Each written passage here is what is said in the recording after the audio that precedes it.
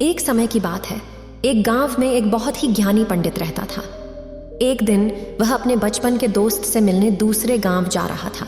उसका दोस्त बहरा और एक पैर से अशक्त था, बचपन से ही। दोस्त का गांव पंडित के गांव से दूर था और रास्ते में कई और छोटे छोटे गांव भी थे। पंडित अपने उत्साह में रास्ते पर निकल पड़ा। रास्ते में उसने एक और व्यक्ति से मिली और उसने भी पंडित के साथ चलना शुरू कर दिया। पंडित को उस व्यक्ति को देखकर खुशी हुई। उसने सोचा कि यह अच्छी बात है कि साथ चलने से यात्रा आसान हो जाएगी। यदि आप महात्मा बुद्ध के विश्वासी हैं तो इन दिव्य उपदेशों को ध्यान से सुनें, कुछ नया सीखने को मिलेगा। और इस वीडियो को पूरा अंत तक देखें, वरना बाद में बहुत पछताना पड़ेगा। बातचीत शुरू करने के लिए पंडित ने उस व्यक्ति से नाम पूछा तो उसने अपना नाम महाकाल बताया। पंडित को यह नाम कुछ अजीब लगा, लेकिन उसने नाम के बारे में और कुछ नहीं पूछने को समझा। दोनों धीरे धीरे साथ चल रहे थे। फिर रास्ते में एक गांव मिला। जैसे ही उन्होंने गांव के प्रवेश द्वार तक पहुंचा, महाकाल ने पंडित से कहा, तुम आगे जाओ, मुझे इस गांव में कुछ संदेश पहुंचाना है, मैं आगे मिलता हूं। पंडित ने कहा, ठीक है, और उसने आगे चल दिया। कुछ ही समय में उस गांव में खबर फैल गई कि एक भैंस ने अपनी सींग से एक व्यक्ति को मार डाला। जैसे ही भैंस ने उस व्यक्ति को मार डाला, महाकाल थोड़ी देर में पंडित के पास वापस आ गया। फिर दोनों चलना शुरू कर दिया और चलते चलते वे एक और गांव तक पहुंचे। उस गांव के बाहर एक बड़ा मंदिर बना हुआ था और आवाज भी सुंदर लग रहा था। पंडित के दोस्त के गांव भी उससे दूर था और रात ढलने वाली थी। तो पंडित ने महाकाल से कहा, रात होने वाली है और हम पूरे दिन की सारी यात्रा के कारण थक गए हैं, और अगर भूख लग रही है तो यहाँ खाना खाकर आराम कर लो, फिर सुबह में हम आराम से आगे की यात्रा करेंगे। महाकाल ने कहा, ठीक है, मुझे इस गांव में किसी को जरूरी चीजें देनी है, तुम खाना खाकर आराम करो, मैं रात को खाने के बाद आऊंगा। उसने ऐसा कहकर चला गया। लेकिन जैसे ही वह चला गया, गांव में धुंध उठी दिखाई दी और कुछ ही समय में पूरा गांव आग से जल गया। पंडित आश्चर्य में सोचा, जहां भी महाकाल जाता है वहां एक या दूसरी बेफिक्री होती है। इस व्यक्ति में कुछ गड़बड़ है। लेकिन पंडित को सोचते हुए यह सही नहीं लगता कि रात को महाकाल से इस बारे में कुछ पूछे। जैसे ही सवेरा हुआ, दोनों अपने गंतव्य की ओर चल पड़े। थोड़ी दूर चलने के बाद फिर से एक गांव रास्ते में आया। महाकाल फिर से पंडित से बोला, तुम आगे बढ़ते रहो, मुझे इस गांव में भी कुछ महत्वपूर्ण काम है, मैं उस काम को पूरा करके तुम्हारे साथ रास्ते में मिलूंगा। इस कहते हुए महाकाल वहां से चला गया। लेकिन इस बार पंडित आगे नहीं बढ़ा और महाकाल को देखते हुए खड़ा हो गया। वह जहां जाता है और क्या करता है, बस थोड़ी देर बाद ही लोगों की आवाजें सुनाई देने लगीं कि किसी व्यक्ति को सांप ने काट लिया है और वह मर गया है। तभी महाकाल फिर से पंडित के पास पहुंचा। लेकिन इस बार पंडित मदद नहीं कर सका और उसने महाकाल से पूछा कि हर गांव में जहां तुम जाते हो कुछ अनुचित होता है, क्या तुम मुझे बता सकते हो कि यह क्यों होता है? महाकाल ने कहा, पंडित जी, तुम्हारी दृष्टि में मुझे बहुत ज्ञानी दिखाई दिया, इसीलिए मैंने तुम्हारे साथ चलना शुरू किया, क्योंकि ज्ञानी व्यक्ति का साथ बहुत अच्छा होता है। लेकिन तुम अभी भी समझते नहीं हो कि मैं कौन हूं। पंडित ने कहा, मैंने समझ लिया है, लेकिन कुछ संदेह है। अगर तुम अपने सही परिचय दो तो मेरे लिए आसान होगा। तब महाकाल ने जवाब दिया, मैं यमदूत हूं और यमराज के आदेश के अनुसार मैं उन लोगों की जिंदगियां ले जाता हूं जिनकी उम्र खत्म हो गई होती है। हालांकि पंडित ने पहले से ही शक किया हुआ था, फिर भी महाकाल के मुंह से यह सुनकर डर गया। लेकिन हिम्मत जुटाकर फिर पूछा, अगर यह सच है और तुम यमदूत हो तो बताओ कि अगला मृत्यु होने वाला कौन है? यमदूत ने कहा, अगली मृत्यु वही है जिससे तुम मिलने जा रहे हो और उसकी मृत्यु का कारण तुम होगे। पंडित ने इसे सुनकर भयभीत हो गया और सोचा कि अगर यह महाकाल वाकई यमदूत है तो उसके शब्द भी सत्य होंगे और उसके कारण मेरे बचपन का सबसे अच्छा दोस्त मर जाएगा। इसलिए सबसे अच्छा यही है कि मैं अपने दोस्त से मिलने न जाऊं, कम से कम मैं उसकी मृत्यु का कारण नहीं बनूंगा। महाकाल मुस्कुराएं और कहते हैं, मैं जानता हूं तुम क्या सोच रहे हो, लेकिन अगर तुम अपने दोस्त से मिलने नहीं जाओगे तो किस्मत नहीं बदलेगी। तुम्हारे दोस्त की मृत्यु निश्चित है और वह कुछ ही पलों में होने वाली है। महाकाल के मुंह से ऐसे शब्द सुनकर पंडित चकित हो गया, क्योंकि महाकाल ने पंडित के मन के विचारों को पढ़ लिया था, जो एक सामान्य व्यक्ति के लिए संभव नहीं है। अब पंडित को यकीन हो गया कि यह महाकाल वास्तव में यमदूत है। जब पंडित को इस बात में पूरी विश्वास हुआ कि महाकाल वास्तव में यमदूत है तो उसे घबराहट हुई। हाँ ठीक है, उसने सोचा, उसे अपने दोस्त की मृत्यु का कारण बनना नहीं था, इसलिए उसने मोड़ लिया और घर की तरफ लौट गया। जैसे ही पंडित ने मोड़ लिया और घर की तरफ लौट गया, उसने देखा कि उसका दोस्त उसकी ओर जल्दी से आ रहा है, जो पंडित को देखकर बहुत खुश दिख रहा था। अपने दोस्त की आगमन की रफ्तार देखकर पंडित को लगा कि उसका दोस्त शायद लंबे समय से उसे फॉलो कर रहा था, लेकिन वह बचपन से बहरा और एक पैर से अशक्त था, इसलिए न तो उसे बुलाकर पंडित को रोक सका, न ही उस तक पहुंच सका। लेकिन जैसे ही वह पंडित के पास पहुंचा, अचानक वह धरती पर गिर गया और वह मर गया। पंडित आशंकित होकर महाकाल की ओर देखने लगा, जैसे कि यह पूछ रहा हो कि क्या हुआ। महाकाल ने समझ लिया कि पंडित के मन में उठ रहे सवालों को और नुकसान हुआ है। उन्होंने कहा, तुम्हारे दोस्त ने पिछले गांव में तुम्हें देखा और वह वहां से तुम्हारा पीछा कर रहा था, लेकिन बचपन से बहरा और अशक्त होने के कारण उसे तुम तक पहुंचने में समर्थ नहीं हुआ। वह तुम्हें मिलने के लिए अपनी पूरी शक्ति से प्रयास कर रहा था, लेकिन बुढ़ापे में वही ताकत नहीं होती है जो बचपन में थी। इसलिए तुम्हारे दोस्त ने दिल का दौरा पड़ा है, क्योंकि वह तुम्हारे पीछा कर रहा था, अपनी सीमाओं को तोड़कर तुमसे मिलने की कोशिश कर रहा था, इसलिए तुम्हें तुम्हारे दोस्त की मृत्यु का कारण माना जाएगा। अब पंडित पूरी तरह से यकीन कर चुका था कि महाकाल वास्तव में यमदूत है और इसका काम है जीवित प्राणियों से जीवन लेना। लेकिन पंडित एक ज्ञानी व्यक्ति थे, उन्हें भी झांक था कि मृत्यु पर किसी का भी नियंत्रण नहीं होता, हर किसी को एक दिन मरना होता है। उसको ऐसा सोचकर उसने अपनी हिम्मत जुटाई, लेकिन अचानक पंडित को अपने मृत्यु के बारे में जानने की इच्छा हुई। इसलिए उन्होंने महाकाल से पूछा, मेरे दोस्त को मरने के करीब था तो तुम शुरुआत से ही मेरे साथ क्यों चल रहे थे? महाकाल ने इस सवाल को सुनकर खूब हंसी में भर दी और कहा, मैं सबके साथ हर पल चलता हूं, लेकिन लोग पहचानते नहीं हैं, क्योंकि लोगों को अपनी समस्या के सिवाय किसी व्यक्ति, चीज या घटना पर विचार करने या देखने का समय नहीं होता। पंडित ने कहा, तो क्या तुम मुझे बता सकते हो कि मैं कब, कहां और कैसे मरूंगा? महाकाल ने कहा, यह तो किसी भी साधारण प्राणी के लिए अच्छा नहीं होता कि उसे अपने मृत्यु के बारे में जानने की कोई इच्छा हो, क्योंकि जैसे ही किसी जीवंत प्राणी को उसकी मृत्यु के बारे में पता चलता है, उसे दुख होता है।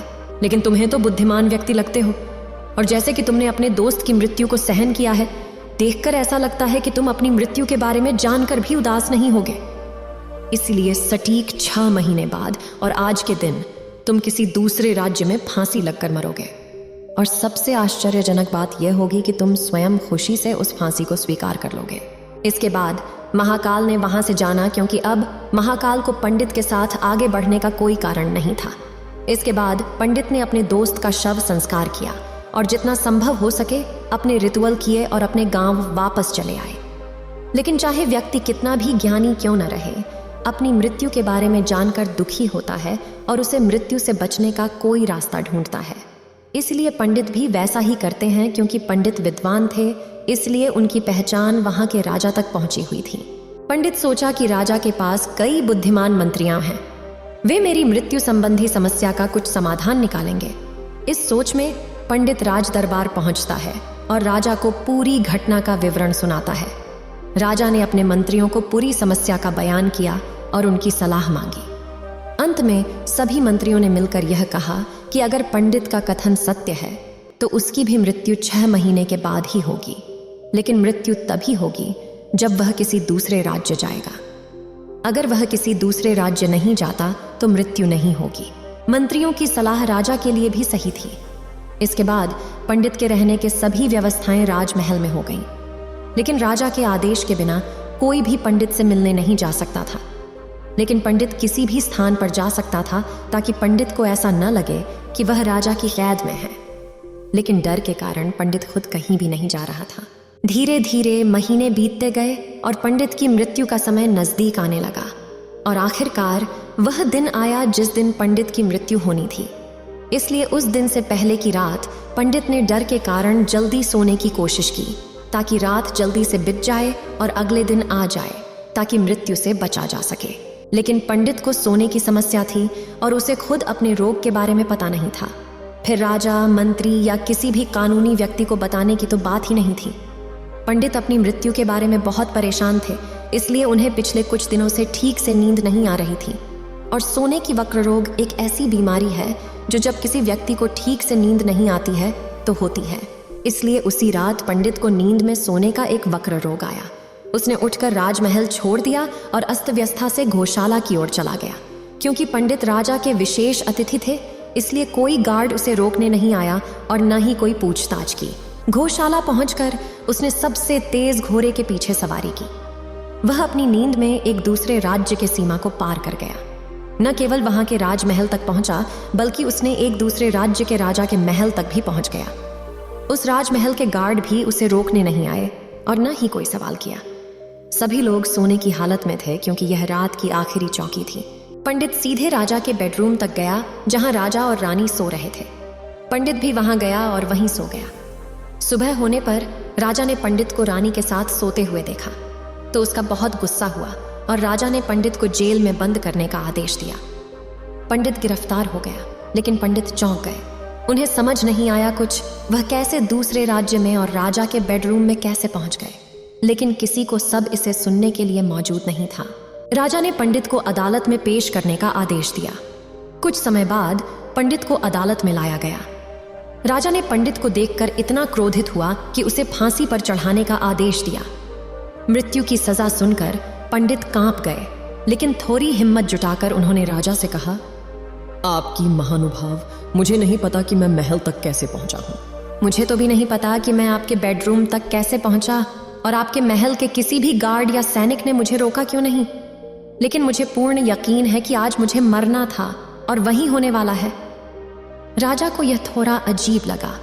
उन्होंने पंडित से पूछा, तुम्हें कैसे पता कि आज तुम्हारी मृत्यु होने वाली है। राजा के इस सवाल का जवाब देते हुए पंडित ने राजा को पिछले 6 महीनों की पूरी कहानी सुनाई और कहा, आपकी महानुभाव, मेरे बारे में ही नहीं, लेकिन किसी आम व्यक्ति को भी यह हिम्मत नहीं होगी कि राजा के सामने रानी के साथ उसके बेडरूम में सो जाए। राजा को पंडित के शब्दों में कुछ तार्क दिखा, लेकिन उन्होंने सोचा कि पंडित महाकाल और अपनी मृत्यु की कहानी को मृत्यु से बचने के लिए बना रहा है। इसलिए राजा ने पंडित से कहा, अगर तुम्हारे शब्द सच हैं और आज ही तुम्हारी मृत्यु होने वाली है, जैसा कि यमदूत महाकाल ने तुम्हें तुम्हारी मृत्यु के लिए बताया है, तो आज मैं तुम्हारी मृत्यु का कारण नहीं बनूंगा। लेकिन अगर तुम्हारे शब्द झूठे साबित होते हैं तो निश्चित रूप से आज तुम्हारी मृत्यु का दिन होगा। क्योंकि पंडित के आए हुए राज्य का राजा इस राजा का दोस्त था, इसलिए राजा ने तुरंत अपने कुछ सैनिकों को पड़ोसी राजा के पास भेज दिया और पंडित के शब्दों की सच्चाई के प्रमाण की मांग की। शाम तक सैनिकों ने वापसी कर दी और उन्होंने राजा को बताया कि राजा, जो कुछ पंडित कह रहे हैं वह सभी सच है। पिछले 6 महीनों से पड़ोसी राजा ने पंडित के रुकने के इंतजाम किए थे। पंडित राजा के विशेष अतिथि थे। पिछले शाम राजा ने पंडित से अपने कमरे में आखिरी बार मिला और उसके बाद किसी को नहीं पता कि वह राज्य तक कैसे पहुंचा। इसलिए उस राज्य के राजा के अनुसार पंडित को मृत्यु दंड देना सही नहीं होगा। लेकिन राजा के सामने एक नई समस्या थी। उन्होंने बिना पूरी बात को जाने पंडित को मृत्यु दंड सुनाया था। इसलिए अगर पंडित को सजा नहीं मिलती है तो राजा के शब्द का अपमान होगा, लेकिन अगर राजा के शब्द का सम्मान किया जाए तो बिना किसी कारण के एक निर्दोष व्यक्ति की मौत हो जाएगी। राजा ने अपने सभी मंत्रियों से सुझाव मांगा तो मंत्रियों ने राजा को सुझाया, आपकी महानुभाव, पंडित को रॉ कॉटन की धागे से फांसी देनी चाहिए। इससे आपके वचन की मूल्य भी बनी रहेगी और पंडित को रॉ कॉटन की धागे से फांसी नहीं मिलेगी और उसकी जान बचेगी। राजा को अपने मंत्रियों के सुझाव पसंद आया और उन्होंने ऐसा करने का आदेश दिया। पंडित के लिए रॉ कॉटन की धागे से फांसी का फंदा तैयार किया गया।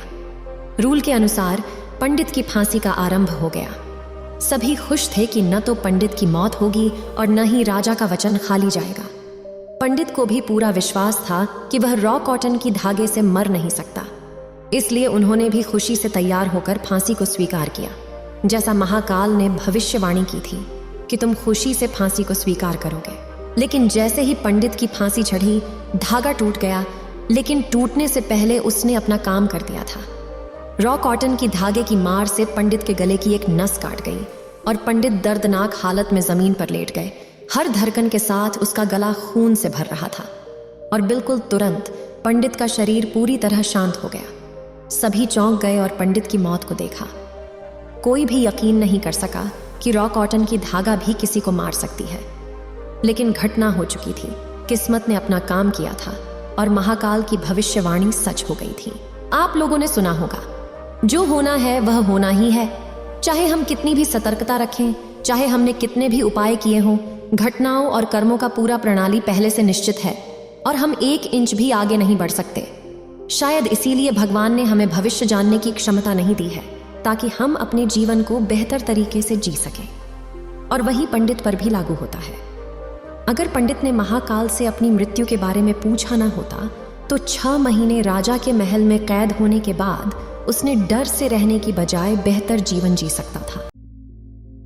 जो अपने ऊपर फेंके गए पत्थरों से महल खड़ा कर लेता है, वही बुद्धिमान कहलाने का हकदार होता है।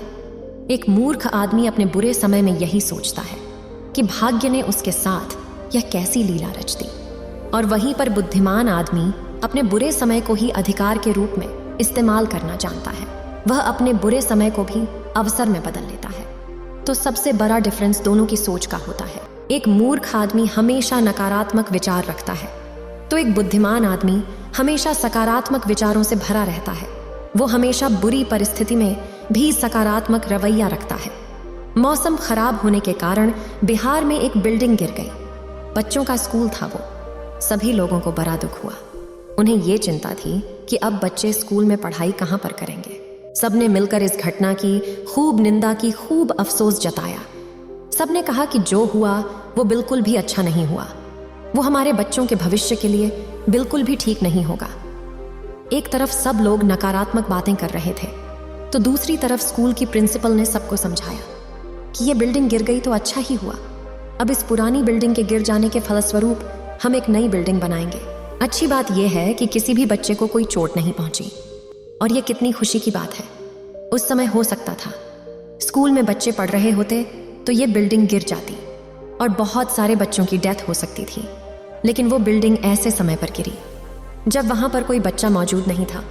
और अच्छी बात यही होगी कि अब पुरानी बिल्डिंग के बदले में नई बिल्डिंग तैयार हो पाएगी। वह किसी भी सिचुएशन पर सोचने के 2 नजरिए हो सकते हैं, सकारात्मक और नकारात्मक। चाकू को सब्जी काटने के लिए भी इस्तेमाल किया जा सकता है और लोगों की हत्या करने के लिए भी इस्तेमाल किया जा सकता है। वो हमारे ऊपर निर्भर करता है कि हम अपनी बुद्धि का इस्तेमाल किस प्रकार करते हैं। हमारे सोचने का नजरिया ही हमारी सफलता की ऊंचाई का पैमाना होता है। आज के इस वीडियो में हम यही डिस्कस करने वाले हैं कि एक बुद्धिमान आदमी बुरे समय में अपनी कैसी सोच रखता है, किस प्रकार का उसका सोचने का रवैया होता है। सबसे पहले यह समझिए कि एक मूर्ख आदमी हमेशा दूसरों से कुछ पाने की अभिलाषा रखता है। वो देना तो कुछ नहीं चाहता, लेकिन वो चाहता है कि उसे सब कुछ मिल जाए। लेकिन एक बुद्धिमान आदमी की सोच यह होती है कि अगर तुम्हें कुछ चाहिए तो पहले तो एक ज्ञानी यानी कि बुद्धिमान आदमी की शुरुआत होती है। इसमें कुछ बहुत बड़ा लॉजिक नहीं है, बस सोचने का नजरिया है। जब भी आपको किसी से कोई चीज चाहिए होती है तो बदले में अगर आप पहले से कोई चीज दे देते हो तो खुशी खुशी आपकी सहायता करने के लिए तैयार हो जाता है। बड़े बड़े बिजनेसमैन या फिर राजनेता यही तरीका अपनाते हैं।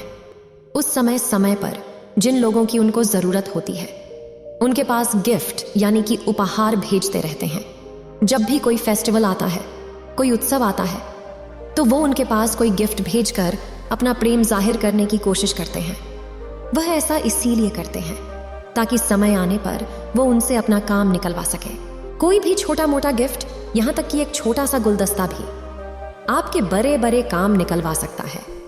बस सामने वाले इंसान को ऐसा लगना चाहिए कि आप उसके बारे में सोचते हैं। उसे महसूस होना चाहिए कि वो आपके लिए एक महत्वपूर्ण इंसान है। और धीरे धीरे इन छोटी छोटी तरकीबों से आप किसी के भी दिल में अपनी जगह बना सकते हैं और समय आने पर अपना काम भी निकलवा सकते हैं। यही तो एक बुद्धिमान आदमी की पहचान होती है। लेकिन ये बात भी ध्यान में ले लेना कि चालाकी का मतलब बुद्धिमानी नहीं होता है। बुद्धिमान आदमी की दूसरी पहचान यही होती है, वो जो भी करता है दिल से करता है, दिखावे के लिए नहीं करता। अगर सामने वाले इंसान को यह अंदाजा हो जाता है कि आप उसे इम्प्रेस करने के लिए यह सब कर रहे हैं, तो वहीं आपके सारे दरवाजे बंद हो जाएंगे। भले ही आप उसे इम्प्रेस करने की कोशिश कर रहे हो, लेकिन उसको यह एहसास नहीं होना चाहिए।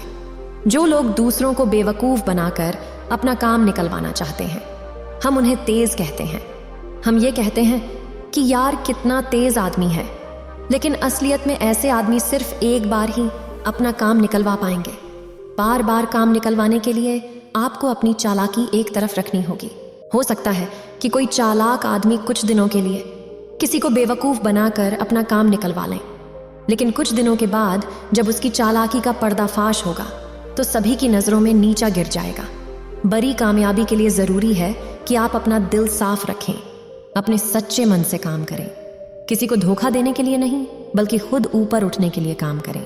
बुद्धिमान आदमी की तीसरी पहचान होती है कि बुद्धिमान आदमी अपने मन को, अपनी भावनाओं को अपने वश में रखता है, और वहीं पर एक मूर्ख आदमी अपने गुस्से को, अपने क्रोध को जोर जोर से जाहिर करता है, दिखाने की कोशिश करता है।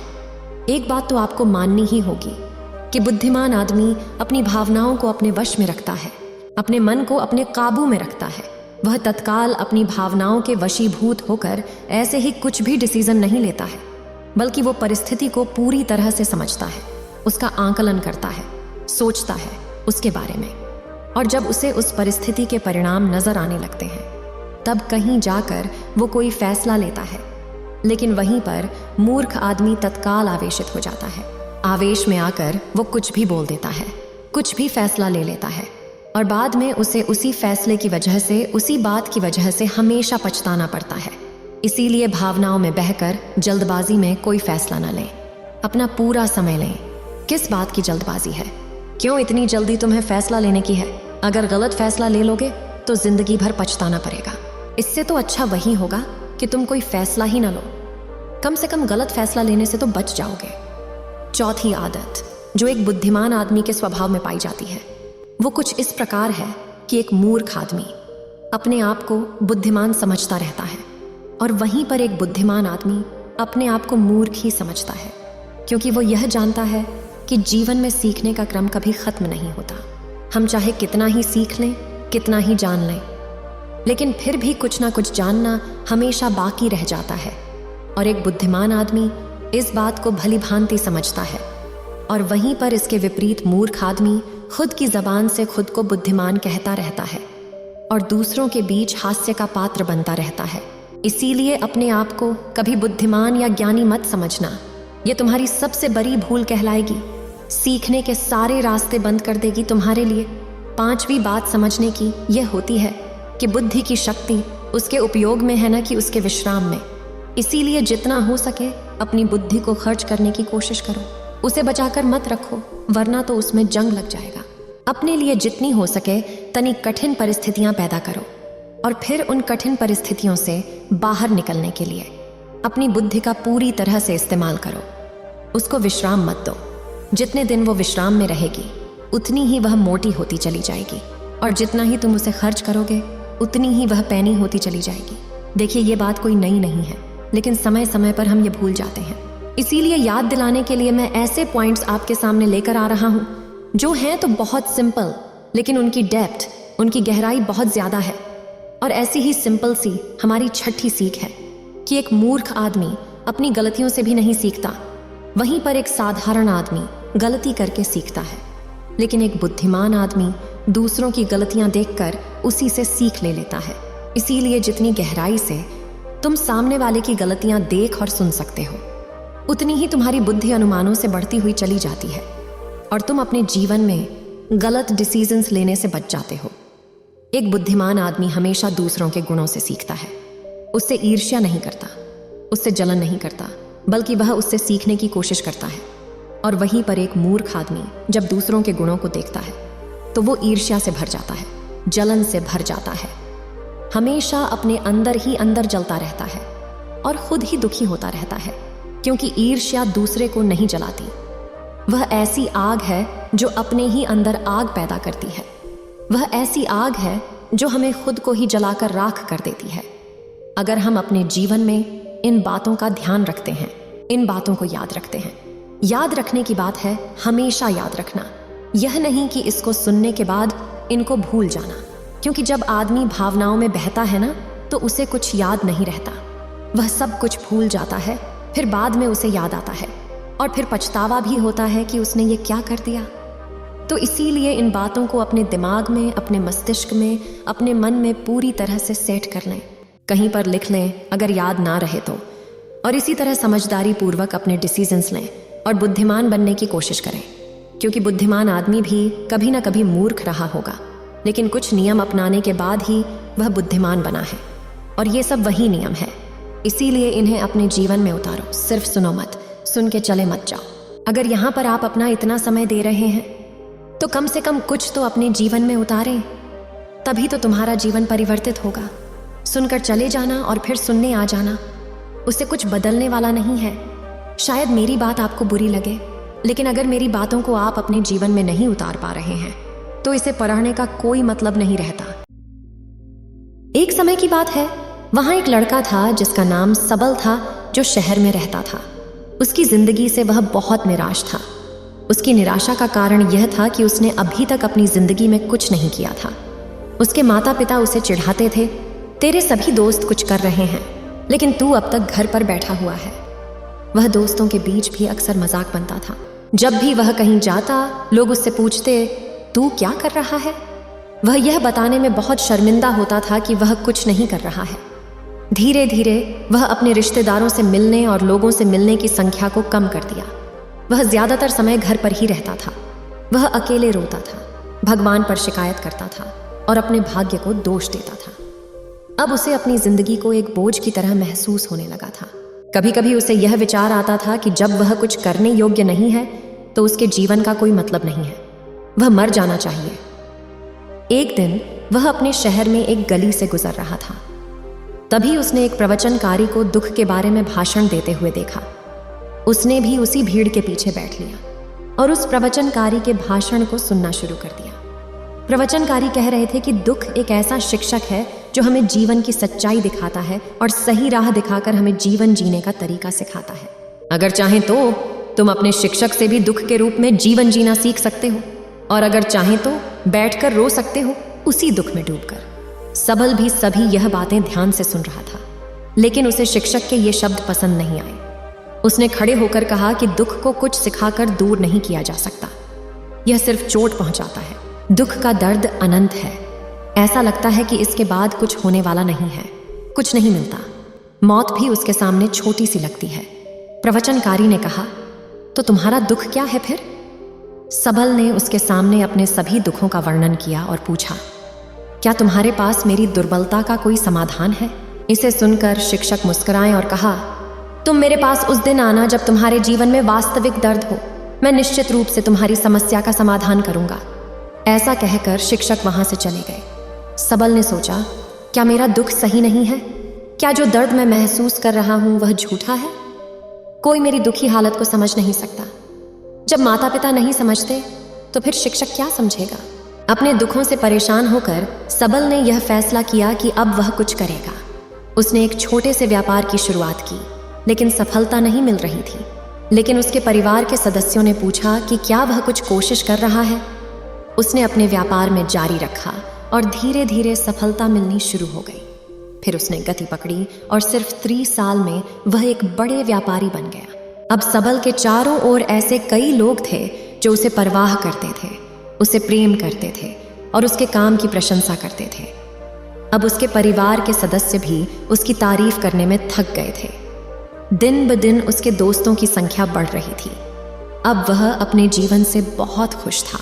कुछ उसके दोस्तों ने उसे सलाह दी, जब तुम इतने खुश हो रहे हो एक बड़े व्यापारी बनकर, सोचो कितनी खुशियां मिलेगी जब तुम इस शहर और राज्य के सबसे बड़े व्यापारी बन जाओगे।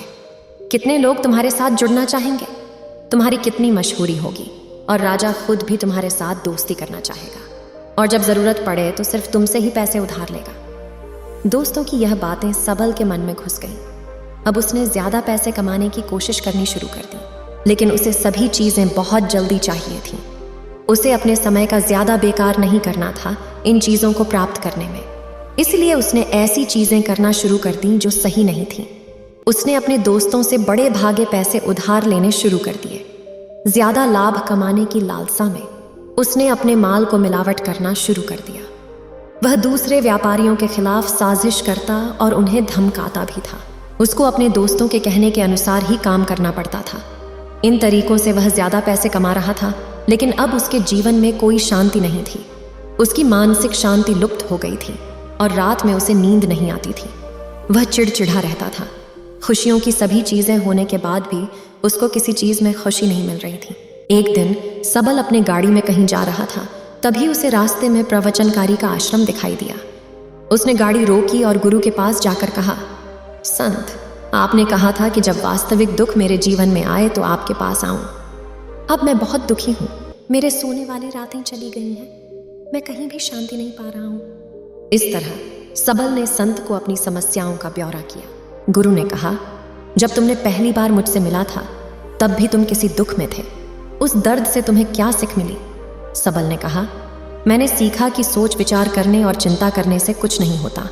अपने विचारों को साकार करने के लिए कार्यवाही की जरूरत होती है और काम करने से ही बात नहीं बनती। अपने काम को आखिरी चरण तक ले जाना भी जरूरी होता है। जो भी मुश्किलें रास्ते में आए, जो भी मन को निराश करें, जो भी लगे कि अब और कुछ होने वाला नहीं है, उसके बावजूद भी यह विश्वास करना कि मैं जो भी कर रहा हूं उसमें मेरी सफलता निश्चित है। लोग सिर्फ सफल लोगों का सम्मान करते हैं। चाहे कोई भी अच्छा हो, वह लोगों की आंखों में हमेशा बोझ ही रहता है। इस सब बातों को सुनकर प्रवचनकारी मुस्कुराए और बोले, यह वास्तविक दुख नहीं है। जब तुम्हारे जीवन में वास्तविक दुख होगा तो मुझसे आना, मैं उसे ठीक कर दूंगा। जाते समय सबल ने रश्मि को एक संपूर्ण सोने के सिक्के भरी पिटारी पेश की। पिटारी को देखकर शिक्षक ने कहा, यह मेरे लिए कोई काम की चीज नहीं है। उस पेड़ के नीचे एक खाई खुदवा दो और उसमें डाल दो। सबल ने रश्मि के कहने पर उस पेड़ के नीचे पिटारी खुदवा दी और वहां से चला गया। कुछ दिन तो व्यापार अच्छी तरह चलता रहा, लेकिन गलत तरीके से व्यापार करने के कारण धीरे धीरे उसे व्यापार में हानि होने लगी। उसकी सारी धन संपत्ति धीरे धीरे खत्म होने लगी और एक दिन ऐसा आया जब उसके पास कुछ भी नहीं रह गया। उसे कई कर्जों का बोझ था, लेकिन वह आराम से था क्योंकि उसने सभी उधार अपने दोस्तों से ले लिए थे। उसने सोचा कि दोस्त बुरे वक्त में उसके साथ खड़े होंगे, लेकिन ऐसा कुछ नहीं हुआ। जैसे ही बुरा समय आया, दोस्त पहले ही उससे कर्ज के लिए मांग करने लगे। यदि उसने कर्ज नहीं चुकाया तो उन्होंने उसे मारने की धमकी दी। उसके सभी अच्छे इच्छुक और प्रियजन उससे मुंह मोड़कर चले गए। उसके दोस्त जो पहले उसके साथ मस्ती करते थे, अब उससे भाग रहे थे। उसके परिवार ने उसके गलतियों और कमियों को गिनना शुरू कर दिया। उसकी सारी संपत्ति नीलाम कर दी गई और उसके पास कुछ भी नहीं बचा। जब उसने अपने पिता से मदद के लिए पूछा, पिता ने कहा, मेरे पास तो छोटी सी संपत्ति है। अगर मैं तुझे दूंगा तो तेरी मां को कहां रखूंगा? यह संपत्ति हमारी आखिरी बचाव है। सबल में गहरा दुख था। उसके आसपास कोई नहीं था जो उसके दुख को समझ सकता था, जो उसके साथ संभाल सकता था। इन लोगों की विश्वासघात के कारण उसका अंदर से टूट गया था। उसने सोचा, अब जीने का क्या मतलब है? अब तो मौत ही मेरा एकमात्र सहारा है। वह आत्महत्या करने के लिए पहाड़ी की ओर जा रहा था। उस समय से उसे याद था कि शिक्षक ने उसे कहा था, जब तुम्हारे जीवन में वास्तविक दुख होगा तो मुझसे आना। सबल ने रश्मि के पास जाकर अपनी सारी दुखदायक बातें बताईं। आंखों में आंसू लेकर उसने कहा, सेज, कृपया मेरे दुख का समाधान करें। गुरु ने कहा, जब तुम्हारे जीवन में वास्तविक दुख होगा तभी मुझसे आना। मैं निश्चित रूप से तुम्हारी समस्या का समाधान करूंगा। सबल ने कहा, मेरे जीवन में जो भी हो रहा है वह वास्तविक दुख नहीं है। अंततः वास्तविक दुख क्या होता है? सेज, सच्चाई में वास्तविक दुख कैसे होता है? सबसे पहले आप ही बताएं, आपने अपने दुख से क्या सीखा? सबल ने कहा, मैंने सीखा है कि जो लोग हमारी सफलता और प्रगति के कारण हमारे जीवन में आते हैं, वे हमें अवश्य ही धोखा देंगे, क्योंकि वे बुरे समय में हमारे साथ नहीं खड़े होंगे। वे सिर्फ अच्छे समय में हमारा फायदा उठाएंगे और बुरे समय में हमें छोड़ देंगे। उस वक्त हमें विश्वास करना चाहिए वे लोग ही जो हमारे बुरे समय में साथ खड़े होते हैं। लेकिन ऐसे लोग बहुत कम होते हैं। लेकिन जिनके पास वे होते हैं उन्हें मानना चाहिए, उन्हें अपमान नहीं करना चाहिए। मैंने यह भी सीखा है कि किसी के प्रति कभी षड्यंत्र नहीं रखना चाहिए। अपना काम ईमानदारी से और धैर्य से करें और कभी लोभी ना हो। अपनी सभी दुखदायक बातें और अनुभवों का वर्णन करने के बाद सबल अपनी आंखों में आंसुओं के साथ रश्मि के सामने बैठा। कुछ समय बाद रश्मि उठकर पेड़ के नीचे एक खाई खोदी और उसने उस बर्तन को निकाला जिसमें सोने के सिक्के थे। उसने उसे सबल को दिया और कहा, जब तुम्हारे जीवन में वास्तविक दुख होगा तभी मुझसे आना। सबल ने अपने गुरु को धन्यवाद दिया, उनको नमस्कार किया और वहां से चल दिया। उसने उस पैसे से एक छोटे से व्यापार की शुरुआत की। अब वह भी छोटे व्यापारी होने के साथ साथ खुश है। उसने समर्पण और ईमानदारी से व्यापार किया। जल्द ही उसके शहर में वह एक बड़े व्यापारी बन गया। उसके जीवन में खुशियों और सुविधाओं से भरा हुआ था। लेकिन चाहे कोई भी इतना भला हो और चाहे वह इतनी अच्छी तरह से दान विरोधी हो, लोगों की मदद करे, जीवन में दुख तो आता है। इसी तरह दुख भी सबल के जीवन में आया, उनके माता पिता की मृत्यु के रूप में। वे दोनों एक ही दिन में चले गए। सबल अपने माता पिता से बहुत प्रेम करता था, इसीलिए उनकी मृत्यु से वह गहरे दुखी हुआ। उन्होंने दोनों के शवों को चिता घाट ले जाया, जहां उनके अंतिम संस्कार किए गए। वहां उन्होंने अपने माता पिता के शवों को जलते हुए देखा और उनका मन विचलित हो गया। उनमें कई सवाल उठने लगे। वे घर लौटे और अपने माता पिता के घर और संपत्ति को देखा। वह जो उसके पिता कभी लड़ते थे, आज वह तन्हा पड़ा हुआ था। जिन्होंने इसका ध्यान रखा, जिन्होंने इसके लिए लड़ाई लड़ी, वह इस दुनिया को छोड़ चुके थे। उसके पिता ने किया हुआ सब कुछ यहीं छोड़ दिया था। एक दिन पहले उसके पिता अपनी संपत्ति के लिए किसी से भी लड़ते थे, लेकिन आज वह खुद ही इस दुनिया को छोड़ चले गए। उसके मन में इसी तरह कई ऐसे विचार घूम रहे थे। वह अकेलापन महसूस कर रहा था और डर रहा था। उसे खालीपन की भावना महसूस हो रही थी। उसे लग रहा था कि उसे कुछ समझ में नहीं आ रहा है, इसलिए उसने दर्शी के पास जाना। उसे देखकर रशी ने कहा, क्या जीवन में कोई दुख है? सबल ने कहा, वैसे तो जीवन में कोई दुख नहीं है गुरुदेव, सब कुछ खुशियां हैं, सब कुछ अच्छी तरह से चल रहा है। लेकिन आज मेरे माता पिता की मृत्यु हो गई है और इस घटना से मैं गहराई से दुखी और चिंतित हूं। गुरुदेव बोले, आखिर दुखी होने की क्या बात है? एक दिन सबके प्रियजनों को मरना ही होता है। कोई भी कभी जिया नहीं है और कभी जीवित रहने वाला नहीं रहेगा। एक दिन तुम भी मरने वाले हो। शायद कल ही तुम मर जाओगे या फिर आज भी मर सकते हो। सबल ने कहा, क्या बातें कर रहे हो गुरुदेव? मैं भी तो मरूंगा, लेकिन मैं अभी जवान हूं। गुरुदेव ने कहा, सभी भ्रम में जी रहे हैं कि मौत सिर्फ दूसरों के पास आती है, बड़े वृद्धों के पास आती है। लेकिन युवा लोग बड़े के समय से पहले मर जाते हैं, बच्चे मर जाते हैं। मौत का किसी भी व्यक्ति की उम्र से कुछ लेना देना नहीं है, वह सभी पर आती है। गुरुदेव के ये शब्द सबल के मन में घुस गए और वह चुपचाप चला गया। लेकिन उसका मन अभी भी बेचैन था। वह पूरे दिन खुद को सोचता रहा कि वह कौन है, वह इस दुनिया में क्यों आया है। क्या जीवन का उद्देश्य सिर्फ सामग्री का सेवन करना और मर जाना है? उसके मन में इस तरह के कई सवाल लगातार उठ रहे थे, लेकिन उसे उन सभी सवालों के जवाब नहीं मिल रहे थे और उसका दुख दिन प्रतिदिन बढ़ता जा रहा था। इसलिए कुछ दिनों के बाद उसने फिर से गुरुदेव के पास पहुंचा और कहा, गुरुदेव, मैं बहुत दुखी हूं क्योंकि मैं यह नहीं जान पा रहा हूं कि मैं कौन हूं और मैं इस दुनिया में क्यों आया हूं। इस बात को सुनकर गुरुदेव मुस्कुरा दिया और कहा, आज तुम्हारे जीवन में पहली बार असली दुख उत्पन्न हुआ है। यही तो सच्चा दुख कहलाने वाली बात है। हम नहीं जानते कि हम कौन हैं, हम क्यों आए हैं, क्या करना है, कैसे करना है। सबल ने अपने गुरु से अपने दुख को हल करने की विनती की। गुरुदेव ने कहा, हम सभी मनुष्य अपने जीवन के लिए सामग्री एकत्र करते रहते हैं। सबल ने कहा, जीवन भर धन, सम्मान, परिवार, प्रतिष्ठा, दोस्त, शत्रु आदि एकत्रित करते रहो। गुरुदेव ने पूछा, क्या हम इन सभी एकत्रित चीजों को साथ ले सकते हैं? सबल ने कहा, नहीं गुरुदेव, कुछ भी इसके साथ नहीं जा सकता। मेरे माता पिता के साथ भी कुछ नहीं गया, सब यहां छोड़ चुके हैं, घर, परिवार, संपत्ति, सब कुछ। गुरुदेव ने कहा, अब ध्यान से सुनो, हम इस दुनिया में उन्हें एकत्रित करते हैं जो हमें एकत्रित करना चाहिए। चीजें हमारे सामने आती हैं, लेकिन हम उन्हें देखने का प्रयास नहीं करते। इस दुनिया में हमें एकत्रित करना है ताकि हम मरते समय एकजुट हो सकें, और अपनी पहचान करने के लिए हम अंदर से विभाजित हो जाते हैं। हम विभाजित हो जाते हैं प्यार में, नफरत में, गुस्से में, ईर्ष्या में, क्रूरता में, धन में, स्थान में, प्रतिष्ठा में, पहचान में, धर्म में, जाति में, लाखों करोड़ों ऐसी चीज़ों और इच्छाओं में। हम विभाजित हैं और टुकड़ों में जीवन जी रहे हैं। इस विभाजन के कारण हमारी चेतना कभी एक नहीं हो सकती। हमारी चेतना शक्ति बिखरी हुई है, इसलिए हमारे पास उतना समय नहीं है, उतनी ऊर्जा नहीं है कि हम अपने अंदर मुड़कर और देख सकें।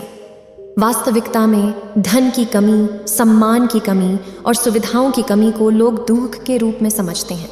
और पूरे जीवन भर वे जो दुखी होकर कहकर उपाय ढूंढते रहते हैं, उन्हें अपना समाधान कभी नहीं मिलता। क्योंकि जो लोग दुख कहते हैं वह वास्तविक दुख नहीं है, वह तो एक व्यक्ति की ख्वाहिश, उसकी इच्छा है जो कभी भरी नहीं जा सकती।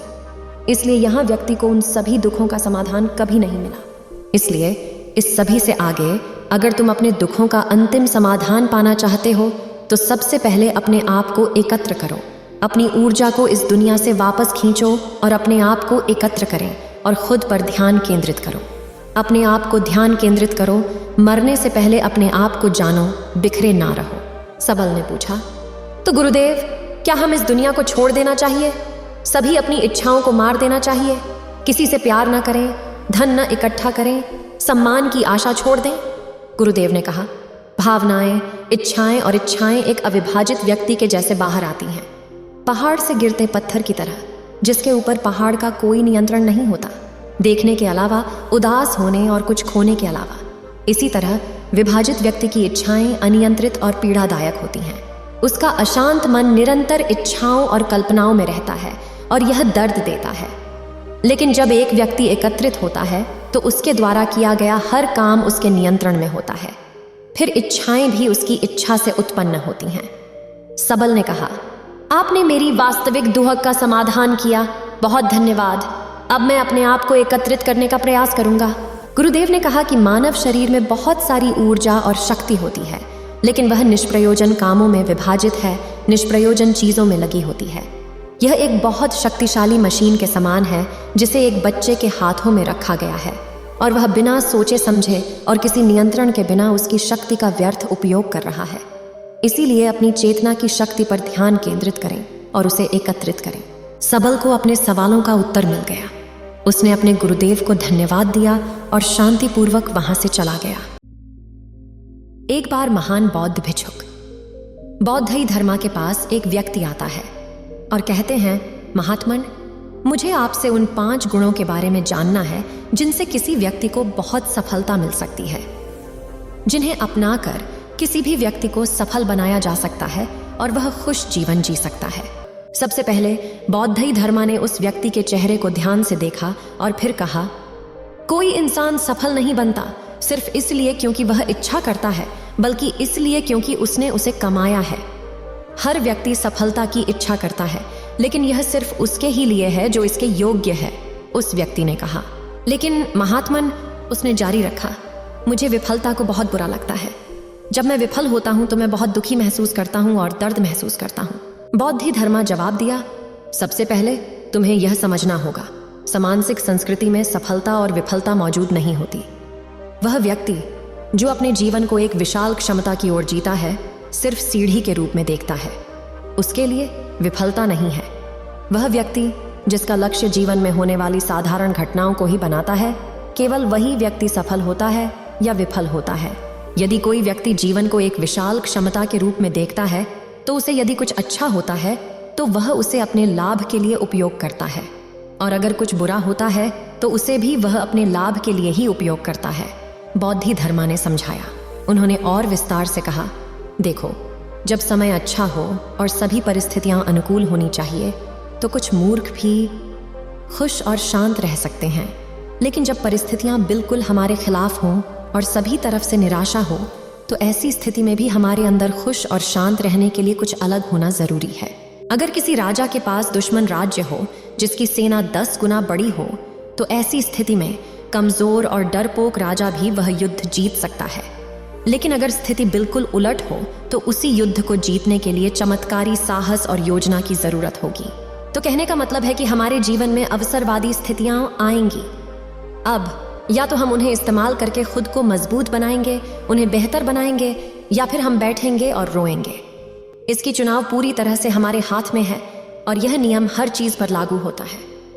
बोधि धर्म ने उस व्यक्ति की ओर इशारा करते हुए कहा, अपने जीवन में स्वीकार करें, एक भयानक घटना हुई, लेकिन आप इसे अपने विकास और समृद्धि के लिए उपयोग कर सकते हैं। यदि आप स्पष्ट रूप से देख सकते हैं कि आपके जीवन की सभी ये छोटी छोटी घटनाएं वहां एक ही शेर है, उस विशाल क्षमता तक पहुंचने के लिए आपको एक चयन करना होगा। यही महत्वपूर्ण है। जो भी करें, आपका एक ही लक्ष्य है, उस विशाल क्षमता की ओर पढ़ना और आपने इसे निर्धारित कर दिया है। फिर आपके जीवन में हर घटना आपके लिए फायदेमंद हो जाएगी। सफलता इनामदार है और विफलता वास्तव में और भी अधिक फायदेमंद है। इसलिए विफलता से डरना बंद करें। विफलता खुद में पहले से ही बहुत डरावनी है, उससे और डरने से भयावह हो जाता है। उस व्यक्ति ने कहा, महात्मन, मैंने समझ लिया है कि मुझे विफलता से डरना नहीं चाहिए, बल्कि उससे सीखना चाहिए। लेकिन समय के नियंत्रण के संबंध में क्या कहेंगे? मेरे पास समय पर कोई नियंत्रण नहीं है। मैं अपने ज्यादातर समय को अनर्थक कामों में बिताता हूँ। अंततः समय ही बताएगा कि कैसे इसे नियंत्रित किया जाए, बौद्धिधर्मा ने कहा। हम सभी जीवन को कहते हैं। इसका वास्तविक अर्थ है समय और ऊर्जा के विशेष संगम है। लेकिन दुर्भाग्यवश अधिकांश लोग इस समय और ऊर्जा के बुद्धिमानी से संबंधित बोझ को सही तरीके से संभालना कभी सीख नहीं पाते। हम पहले समय की प्रकृति को समझने की कोशिश करते हैं। समय की ऐसी ही प्रकृति है कि हमें कुछ करना चाहिए, फिर भी वह चलता रहता है। कुछ और न करें तभी भी वह जारी रहता है। हमें उसे धक्का नहीं लगाने की आवश्यकता नहीं है। लेकिन समय की सही माया बना बिना कोई भी व्यक्ति अपना लक्ष्य हासिल करने के लिए पूरी तरह से निश्चित नहीं हो सकता। उस सवाल का जवाब है, समय को अपने मुट्ठी में कैसे करें, बौद्धिधर्मा ने समझाया। बौद्धिधर्मा व्यक्ति की आंखों में देखते हुए कहते हैं, तुमने समय नियंत्रण के बारे में बात की। क्या तुमने कभी समय को नियंत्रित करने का प्रयास किया है? व्यक्ति ने उत्तर दिया, नहीं, लेकिन मैं निश्चित रूप से प्रयास किया। बौद्धिधर्मा ने कहा, तुम उसे नहीं नियंत्रित कर सकते, जो भी करो, लेकिन तुम समय को पीछे झुका नहीं सकते। वह सिर्फ आगे बढ़ता रहता है। तो तुम समय को नियंत्रित नहीं कर सकते, तुम केवल खुद को नियंत्रित कर सकते हो। यह लगातार चलना होगा, तो कुछ करो या ना करो। उन्होंने जारी रखा, तो समय को नियंत्रित करने के लिए एक ही रास्ता है, अपनी ऊर्जाओं के काम करने का तरीका सीखो। यदि तुम ऊंट का जुगाड़ करोगे तो तुम बहुत कम चल सकोगे, लेकिन यदि तुम तेज सिंह का जुगाड़ करोगे तो तुम उसी समय में बहुत लंबी दूरी तय कर सकोगे। कोई भी व्यक्ति 10 साल में जो करता है तुम 1 साल में वही कर सकते हो। तो यदि दोनों तुम 100 साल तक जीवित रहते हो तो प्रभाव और अनुभव की गहराई के हिसाब से तुम 1000 साल तक जीवित रहोगे। और यही वह रास्ता है जिससे तुम समय को नियंत्रित कर सकते हो, बौद्धिधर्मा ने समझाया। उन्होंने सारांश किया, तो यदि हम सीधे शब्दों में कहें, जिसने खुद को सामर्थ्य में निहित किया है वह समय को नियंत्रित कर चुका है, और जिसने समय को नियंत्रित किया है उसके लिए यह जीवन दयालुता की मिठास बन जाता है। व्यक्ति ने बौद्धिधर्मा से अगला सवाल पूछा, महात्मन, हम किसी भी व्यवसाय में हैं तो अपना सर्वश्रेष्ठ कैसे देना होगा? बौद्धिधर्मा ने उस व्यक्ति से पूछा, क्या आप समझते हैं कि आपका जीवन मूल्यवान है? व्यक्ति ने कहा, हाँ महात्मन, मेरा जीवन मूल्यवान है, बौद्धिधर्मा ने जवाब दिया। अगर आप अपने जीवन को मूल्यवान समझते हैं तो आपको चिंता होनी चाहिए कि इस मूल्यवान जीवन के साथ आप कहां देख रहे हैं। आपको किसी काम को इसलिए नहीं करना चाहिए क्योंकि दूसरे लोग भी वही काम कर रहे हैं, बौद्धिधर्मा ने सलाह दी। जब आप किसी भी काम में हों, अपने मूल्यवान जीवन और समय से अधिक ऊर्जा लगाएं। फिर आपको वही करना चाहिए जो वास्तव में आपके लिए मायने रखता है और जिसको करते हुए आप आनंद लेते हैं। इसका महत्व नहीं है। यदि आपका दिल उस काम में नहीं है तो वह फायदेमंद नहीं होगा। तो आप कभी भी किसी भी काम में अपनी सर्वश्रेष्ठता नहीं दे पाएंगे। अपनी सर्वश्रेष्ठता देने के लिए उस काम में प्रेम होना आवश्यक है, और जब आप काम कर रहे हों तो अपनी सर्वश्रेष्ठता दे दें। उस समय तक आप उस काम में भटक रहे होंगे, आप अद्भुत प्रदर्शन कर पाने में सक्षम नहीं होंगे और आपके साथ महान बातें कभी नहीं होंगी। दुनिया में जो काम भी आप चाहें करें, लेकिन अगर आप उस काम के प्रति पूरी तरह से समर्पित नहीं होंगे तो आप कभी महत्वपूर्ण काम नहीं कर पाएंगे। शायद आप उस काम से अपनी रोजी रोटी कमाएं, लेकिन पीछे आपके पीछे कोई प्रतिष्ठा छोड़ नहीं पाएगा, बौद्धिधर्मा ने अधिक बताया। तुम महाभारत के महान योद्धा हो, तुम्हें अर्जुन के बारे में तो सुना होगा। वह व्यक्ति अपने तारे पर तीर छोड़ने के साथ साथ, और वह कुछ नहीं जानता था, उसके तीर के प्रति पूरा समर्पण था। वह अपने लक्ष्य को निशाना बनाने के लिए था, और वह तीर अपने लक्ष्य को ऐसे चोट पहुंचाता था जैसे किसी और ने कभी नहीं पहुंचा हो, और उसके समय का वही श्रेष्ठ धनुर्धारी बन गया। तो कहने का मतलब है कि अगर आप किसी भी काम में हैं और अपनी सर्वश्रेष्ठता देना चाहते हैं तो उस काम के प्रति प्रेम और समर्पण रखना बहुत आवश्यक है। और जब आप अपने जीवन में एक लक्ष्य चुनते हैं तो खुद से यह सवाल पूछें, क्या आप वह काम अपने जीवन के बाकी समय तक कर सकते हैं? क्या वह आपके लिए सचमुच मायने रखता है? और बहुत साल बाद जब आप पीछे देखेंगे, क्या आप उस पर गर्व और खुशी महसूस कर सकेंगे? अगर उत्तर हाँ है तो फिर वे भी उसी तरीके से काम करेंगे। व्यक्ति ने अगला सवाल पूछा, महात्मन, मैंने बचपन से सुना है, लोग कहते रहते हैं मेहनत से ही सफलता मिलती है। सचमुच मेहनत से कोई व्यक्ति सफल हो सकता है? बौद्धि धर्मा ने कहा, बस मेहनत से कुछ नहीं होता है दुनिया में, और यह बहुत दुर्भाग्यवश है कि बचपन से ही उसके माता पिता और आसपास के लोग यह कहने लगते हैं, किसी भी काम को मेहनत करके ही करो, मेहनत करके पढ़ाई करो, सब कुछ मेहनत से करो। और फिर वह बच्चा सिर्फ हर काम में मेहनत करने की कोशिश करता है। अगर हम सिर्फ मेहनत के जरिए हर काम करेंगे तो यह काम नहीं चलेगा, यह बस गधे जीवन होगा। हर काम को मेहनत से करें, इसको कहने के बजाय हमें यह कहना चाहिए, खुशी से पढ़े, प्रेम से काम करें। अगर किसी काम में सिर्फ मेहनत ही करनी होती है तो वह काम छोड़ देना चाहिए। अगर हम उस काम को प्रेम से करते हैं तो ही वह काम सफल होगा। हर कोई जरूर महसूस करता है कि मेहनत के जरिए सब काम हो सकते हैं, लेकिन यह सच नहीं है। सिर्फ मेहनत के जरिए सब कुछ नहीं हो सकता। हमें सही समय पर और सही तरीके से सही काम करना होगा, तभी चीजें होंगी। वे लोग जो सफलता प्राप्त कर चुके हैं, उनकी सफलता सिर्फ उनकी मेहनत के कारण नहीं है, बल्कि उन्हें साफ दिखता था जिसमें उनके काम में सही तरीके से क्या करना है।